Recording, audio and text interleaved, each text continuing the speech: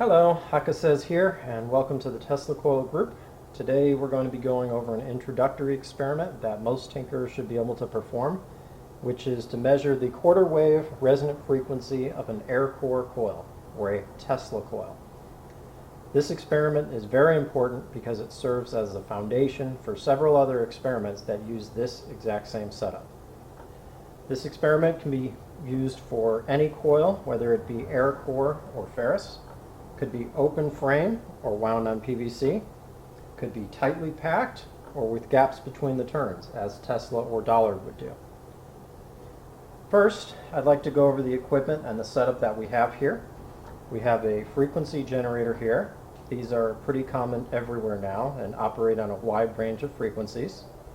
The function generator can be set to square waves or sine waves.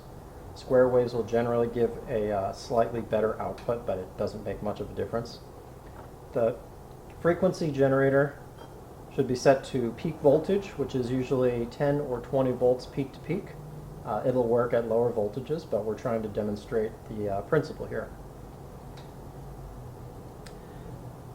The frequency generator, we're only going to be using one channel, and we're only going to be using one lead from the one channel. The ground lead can be left dangling. We also have an oscilloscope here, which is can be pretty much any model or quality. It doesn't really matter. You technically don't even need an oscilloscope. A field strength meter or a meter and a diode can be enough to perform the experiment, as I may show in future videos. The oscilloscope has a simple probe attached that has a short wire sticking out from the end, as you can see here. The ground lead, as before, is left disconnected. Now for the coils, we have two coils to be measured here today, both of very different structure, to show you that the same technique could be used to measure pretty much anything. The first coil here was wound probably decades ago. This was a classical Tesla secondary coil that's wound on a PVC former with what looks to be about 28 to 30 gauge wire, several hundred turns. I think it's about 800 or so. This one here is wound much more recently. You can see it's a bit worse from the wear, but the same principle applies. This is wound with 20 gauge wire on an extremely open frame, very little mass, and the framing material is built from UHMW, or ultra high molecular weight polyethylene, which has an extremely low dielectric loss constant, which will become important, and you'll start to understand its importance in future videos. So first off, let's start with the classical single core. Make sure that's, there we go. Okay, so now let's get down to the actual experiment. So here I have the first coil that we're testing, which is, as you can see, an air core open frame coil. This is built with UHMW plastic with approximately 20 gauge wire and somewhere between 1 and 200 feet of wire. You can count the number of turns. I'm not going to bother. You can also see it's a little bit worse for the wear, but that won't affect the results too much. So for the experiment, it doesn't get much simpler than this. I take the positive lead of the function generator and connect it to the base of the extra coil, or the Tesla coil, or the secondary, or whatever you want to call it. The ground lead of the function generator can be left dangling. Doesn't matter. We don't need it as part of our test. As you can see, it goes to the bottom of the coil. The top of the coil, in this case, goes to nothing. It's just a bare open top. You could use a top load, or a toroid, or a sphere, or a telescoping antenna, but that'll probably be in future experiments. For now, we're just going to leave it as a single bare wire. So now, take our oscilloscope probe. You'll note it was our scope probe with a short piece of wire that's just dangling. You'll note it's not actually connected to anything, it's just sitting in the circuit.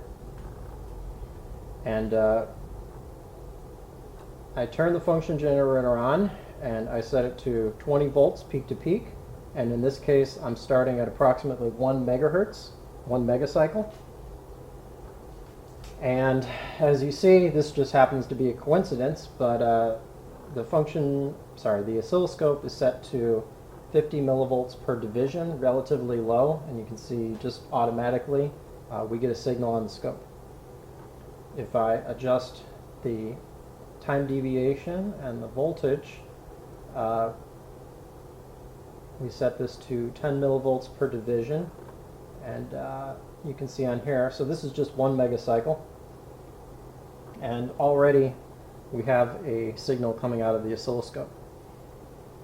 Well, why do we see this? Well, Tesla coil is an air core coil. What happens is it has a combination of a magnetic and dielectric field. It's not just a simple magnetic coil, because there's spacing between the turns, and because of geometry in the air core, there's also a dielectric field that extends far off into space.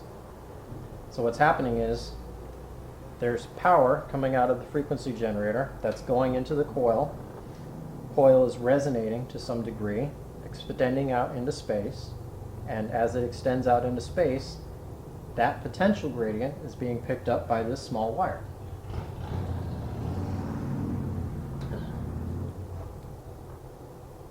So just here by accident, before I'm even tuning this, you'll see no ground lead, 1 bare wire.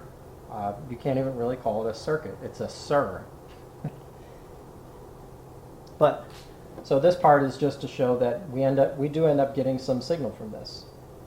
There's other experiments that we can perform in the future, seeing how quality factor, other things affect the amplitude of the signal.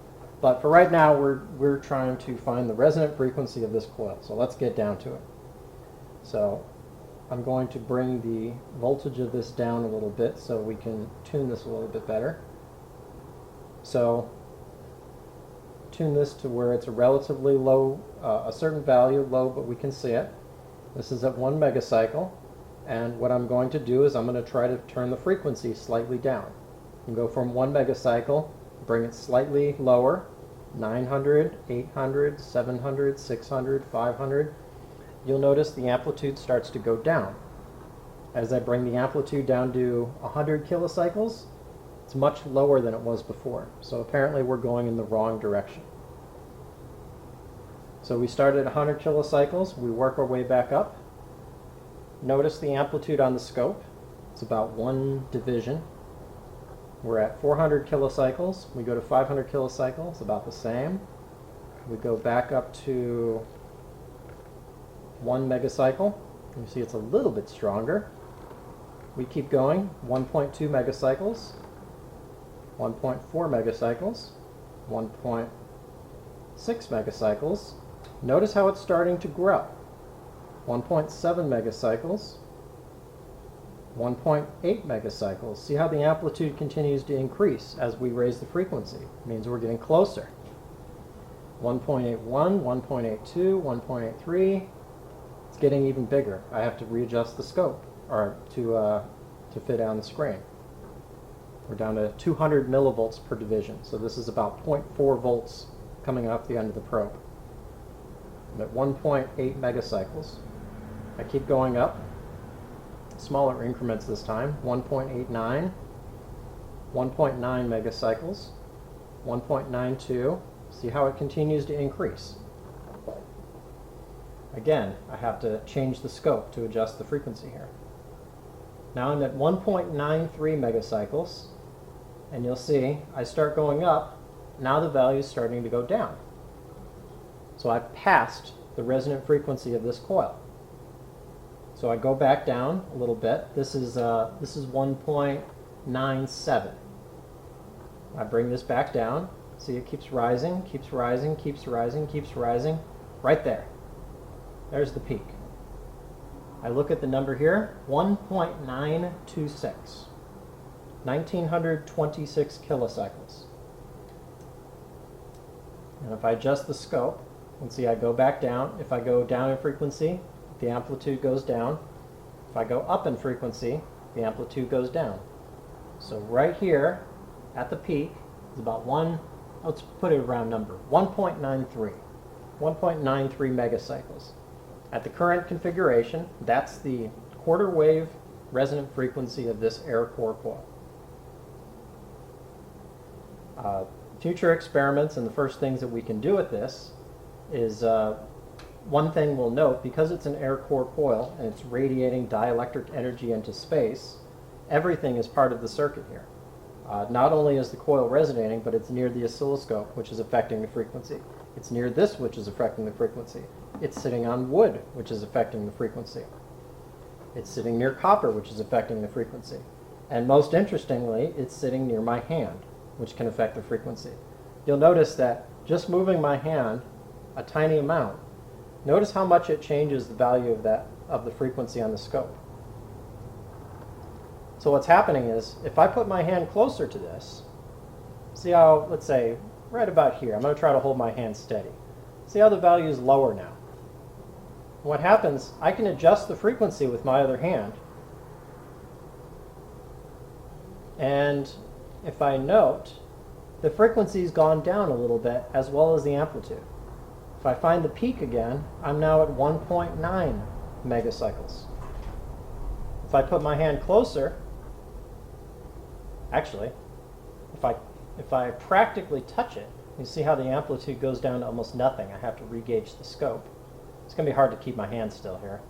So 1.9 megacycles. If I bring the frequency down more, you'll see I can get the number to go back up.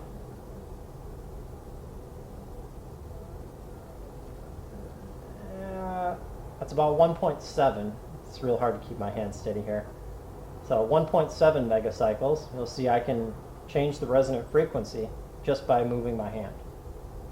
I move my hand back, I raise the frequency, and we'll note again